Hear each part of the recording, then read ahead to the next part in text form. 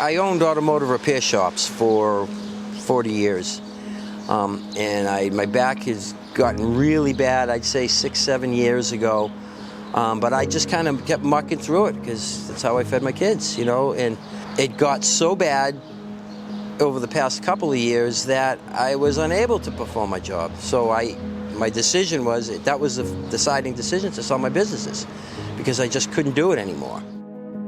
And then I met Dr. Shore. Well, so when I first met Al, the first thing I thought or wondered was, how is he living with this degree of pain and being so functional? Because he really did have a fairly significant problem. He was pretty unhappy. I mean, he couldn't do much. He used to, even when he used to walk, he was walking hunched over, and just seems like a little old man.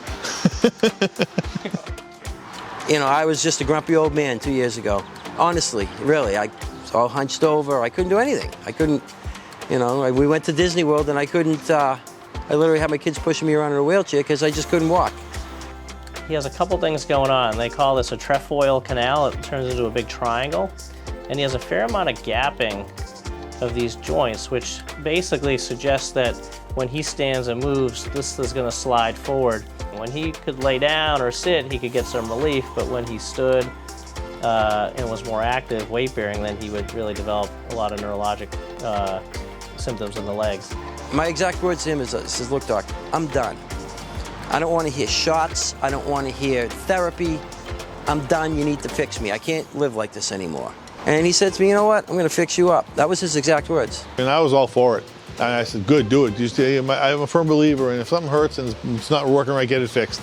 I generally make about a 1-inch incision, a small incision in the middle, where we can do an open decompression to take the pressure, you know, off the nerves, and then the incision for the interbody or fusion device is really a tiny incision that we make off to the side, and then we're able to do all the work in the disc space and prepare the area for fusion with that. Here you can see basically the end result. So we've actually removed a fair amount of bone here. One of the ways you can see that is these little kind of darkened ovals are called the neural foramen. So this is where the nerve root is exiting the spine.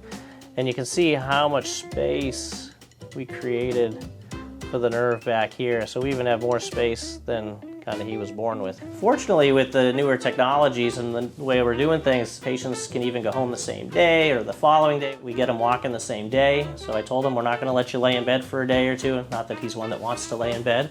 I got out of surgery and got through the first week, and I feel fantastic. I haven't felt this good in 8 years. In the meantime, my brother's house here had burned down. So, you know, I got to help him, you know what I mean? So I was being cautious and stuff, you know. We spun the whole flip, went around. Well, that used to be the back door, and used to go in that way. There was no door here. This was just windows. I think I actually went to see him, and I looked just like this because I had come from here. He said, how you feeling? I said, I'm feeling great. He says, well, by the looks of you, you don't have to take, I'm not even going to bother with physical therapy. It looks like you're doing that already. I'm like, yeah, I'm great.